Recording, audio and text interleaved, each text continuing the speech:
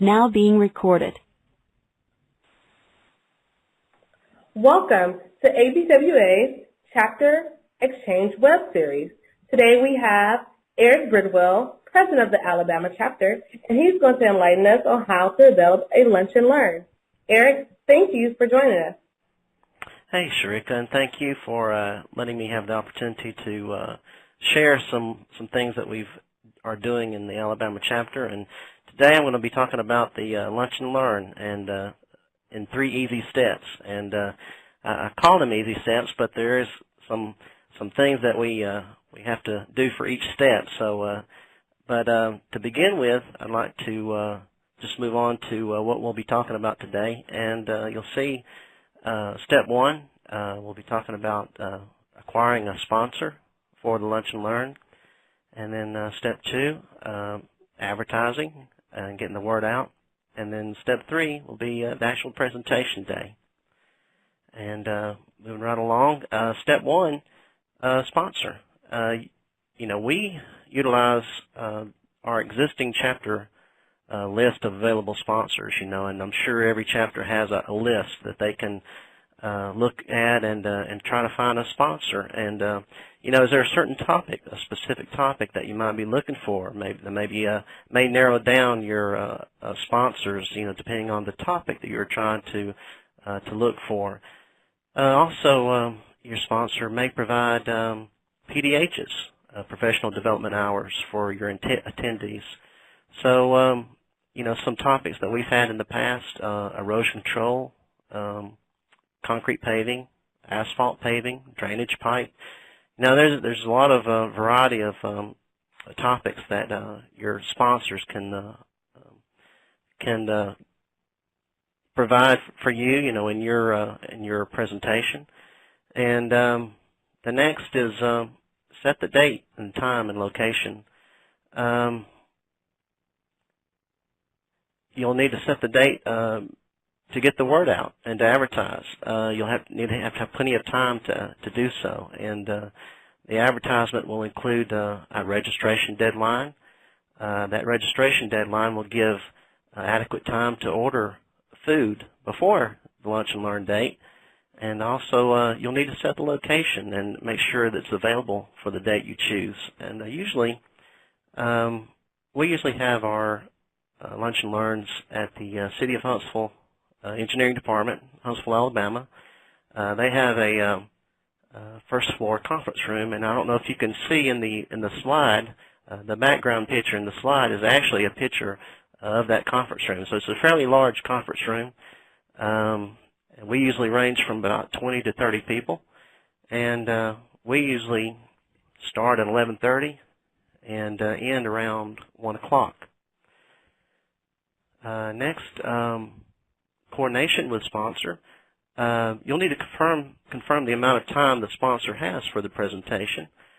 We usually have about 50 minutes to 1 hour for the sponsor.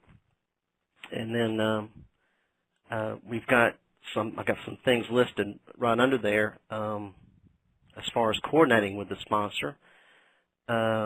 We require people register for the event so that we can get an accurate head count. However, we have had last-minute attendees, so there's people that will wait to the last day, and sometimes even after the last day, I'll get an email, and say, I'd really like to come to this. So it's important that we have extra food available. So let your sponsor know that we always want to order some extra food just in case. And then we usually handle the attendee list, and then we'll provide that list to the sponsor for them to order the food. And the sponsor purchases the lunch for all the attendees. And what's for lunch? Well, usually the sponsor handles the ordering and the payment for the lunch. You can discuss on what kind of lunch you'll have, but usually what we do is we'll have box lunch or a sandwich tray delivered. Some of the places we've used before is Jimmy John's, McAllister's, Honey Baked Hams, just a few to name. And also with that food purchase, you'll get drinks and ice, and then I tell you, a cookie tray. Cookie tray is always a big hit with everybody. So, and one thing I want to mention is at our last Lunch and Learn, our food was delivered 40 minutes late, and so it's important that you stay on track and you stay with the order of the program. Food may be late, but you still need to start on time and keep on track with your time. You don't want to take away time from your sponsor. And so whenever the food gets there, then you can eat. And last time we he had started, and then we stopped to eat. And as we were eating, he continued with his program. So sponsor requirements. Any equipment required? Does the sponsor require any equipment? Usually the sponsor will bring a laptop and a projector, but there's other items that they may need, and they usually will bring these items like a power strip, external speakers, and the conference room, you might see in that picture in the background, a pull-down screen. The conference room we use has a pull-down screen, so you may be, whenever you coordinate a location, you may want to consider that, does this location have a screen available? And then the last under the sponsor is communicate with your sponsor and confirm all the arrangements have been made, and keep in touch with your sponsor. Confirm that all sponsor requirements have been addressed. Make sure you've got a list that maybe he has a list that he's created, that some things that he may acquire or need. Provide the sponsor the final attendee list, whatever the registration deadline is. So you'll need to provide that final attendee list to the sponsor before the Lunch and Learn date, so he can make the appropriate arrangements for the food purchase. And step 2, advertise. Well, the first, the most popular would be the email, and we keep a list of past attendees, and we will send emails to them of upcoming Lunch and Learns. We also have a list of APWA members by the region. Our Alabama chapter is split up into 3 regions: the North and Center and the South. So we have a list of APWA members in the North region, so we'll send them emails for North Alabama Lunch and Learn. And so the next is website. Update your chapter website. Always keep your chapter website up to date, and post new information as it becomes available. So when you have your date set, your sponsor chosen, and the topic, go ahead and update your website. And it's an easy thing to do. It's just to send an email to a link on your website. Newsletter. The Alabama chapter recently started a newsletter, and this is a great way to get the word out to all the members of your chapter. So there may be a topic that someone in our region, North Alabama region, someone in another region may want to attend, one of our Lunch and Learns. So you just never know. Phone. The first 3 are the most used for our advertising, but you can reach more people quicker using internet and the email. But however, a phone call, for example, to a new member, perhaps can have more meaning. If they receive a phone call from you, and a personal invitation. So contact your colleagues.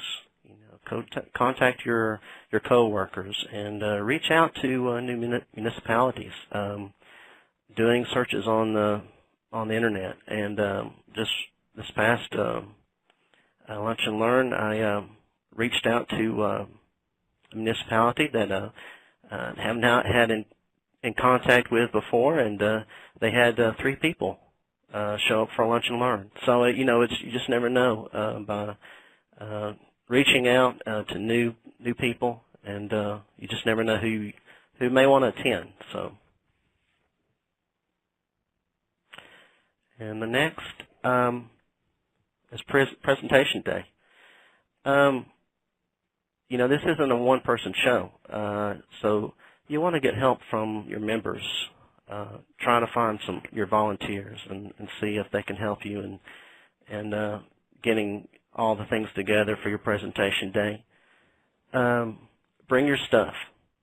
You'll want to make a checklist of all the things that you need to bring, and a laptop. You know, if the sponsor needs a laptop, they may not bring their own, so you may want to bring a laptop. A spare projector. You know, they may not have a projector, so again, you just check with your sponsor and what his needs are. Power strip again. External speakers. We usually show an APWA membership video, and you know, the speakers on a laptop are just not loud enough for everyone to hear. So we usually bring external speakers, and so everyone can hear better. And then APWA material. We usually bring copies of the APWA reporter, membership forms. We'll bring a regional flyer. For instance, North Alabama region, we have a certain flyer that we have that has contact information of the board members in that region that we'll hand out. So any kind of APWA handouts that you can give to the attendees. The national website. If you log into the national website, they have a lot of great examples that you can use, and that you can use and edit for your use. A sign-in sheet. You'll need a sign-in sheet, which our sign-in sheet has the name and the organization, the email address, and a signature. And at the location, is the room, our location, easy to find? Our location, once you come in, you have to go around several corners to get to the room. So we have used signs with directional arrows before and posted them so people can find the room. But perhaps if you have an APWA member that can direct people to the room, that works too. That's even better than the signs. Also, I mentioned the APWA membership video. The video that we use is just over 6 minutes long. So you'll need to remember to, you know, either bring your video on a laptop, or I've even used a flash drive and have loaded it on the sponsor laptop. So that way we only have one laptop we're using. Please sign in. Again, if you have an APWA member or a volunteer that can assist people to sign in as they enter the room. And that way that will free you up to greet people as they come in. If the sponsor is providing PDHs, then they will need a copy of that final sign-in sheet. After starting the program, we try to keep it moving. We don't want any downtime, and we want the sponsor to have plenty of time for the presentation and questions afterward. And I mentioned that lunch being late for our last Lunch and Learn, and that's the reason. You know, we want to keep it moving. We don't ever want a slow time or downtime in the program. Introductions. We'll introduce the speaker and any APWA board members that are present. We'll acknowledge APWA members that are present. And we'll also thank those that have made the Lunch and Learn possible. You know, in this case, the City of Huntsville Engineering Department lets us use their their conference room for our Lunch and Learns. And so we acknowledge that, and we thank the engineering department for the use of that conference room. And next, well, we get people to start eating. If the food is there on time, get people to start eating, and let the attendees get their food, and then while people are eating, you can talk about APWA. And again, we have shown the APWA membership video, which is about 6 minutes. There's also a shorter version of the video that we've used. Mention the handouts available. If they didn't see it on the table when they signed in, mention the handouts that are available. Consider having an APWA member talk briefly about their involvement in APWA and what they have received from being a member. And what you want to do is always try to update this part of the program and make it different each time.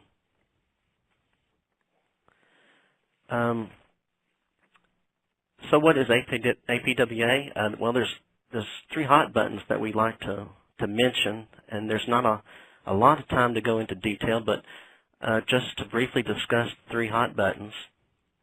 It's really 2 questions. What can APWA do for me? But what can I do for APWA? And that first one, learn. As a member of APWA, talk about the opportunities to learn from other members and all the resources to learn more about the public works profession.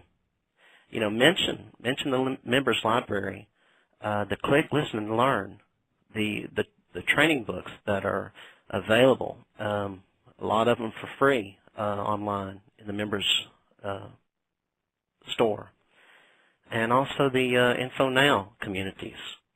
And if time allows, briefly show the website, the members area.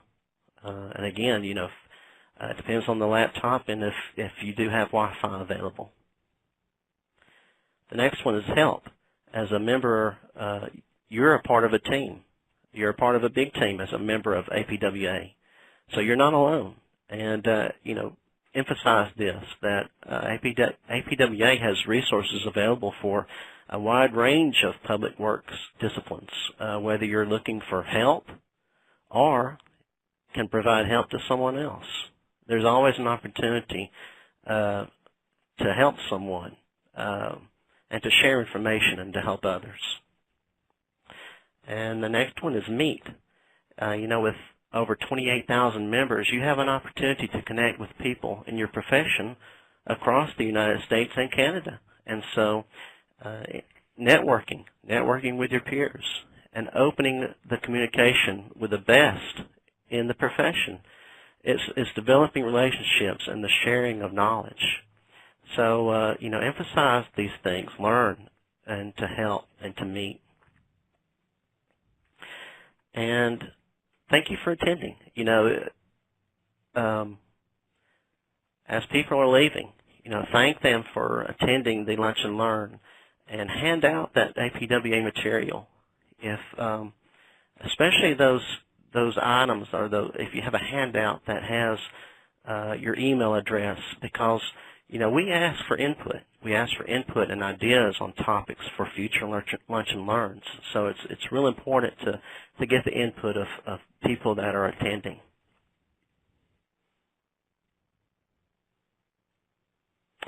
And that is the 3 easy steps in presenting a Lunch and Learn. Again, I do appreciate the opportunity to share this information. Sharika? And thank you, Eric, for sharing your knowledge on Lunch and Learn. We hope that you have all gathered something that you can take back to your chapter. If you have a program or an event that you would like to highlight in our Chapter Exchange web series, feel free to contact me, Sharika Ware, at sware@apwa.net. Have a wonderful day.